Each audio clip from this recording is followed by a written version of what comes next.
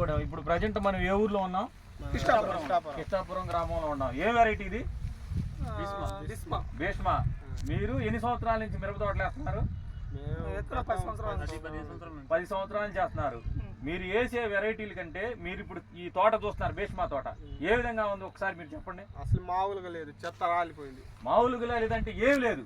కాయలు కాయ చూడు కాయలు ఎట్లా ఉన్నాయి? మామూలుగా లేదు. ఇప్పుడు ఆకుల కంటే కాయలు ఎక్కువ బాగా పండింది చూడు. ప్లస్ ఇంకోటి ఎక్కడన్నా చూద్దామన్నా గానీ ఎక్కడన్నా గానీ బొబ్బరి ఏమన్నా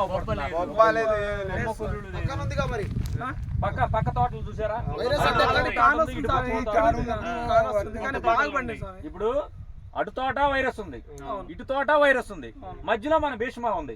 మన దాంట్లో ఎక్కడన్నా గానీ వైరస్ మొక్క పడుతుందా? కాపు అది ఎట్లా ఉంది? కాపు మంది ఎట్లా ఉంది? కాపు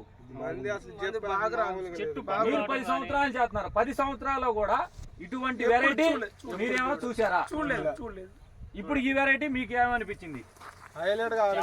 ఆకుల కంటే కాయలు అన్ని విత్తనాల కంటే ఇది బెటర్ ఉంది. మంచి కాపు ఎలా ఉంది?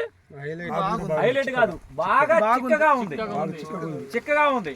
చిక్కగా ఉండటం వల్ల ఏంటంటే మీరు మిగతా వెరైటీ లేదన్నా వేసుకున్నారు అనుకోండి, మీరు వెరైటీలో చూస్తున్నారు కదా. ప్లస్ మనం కోసుకోవడానికి కూడా కోత కూలి కూడా తగ్గిద్ది. కాయ సైజ్ కూడా బాగుంది.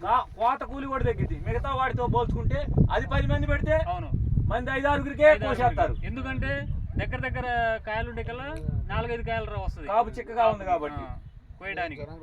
మీరు తోటి రైతులకు ఏం చెప్పదలుచుకుంటున్నారు ఈ తోట చూసి? తోట వేయాలి, వేయాలనుకుంటున్నాం మేము.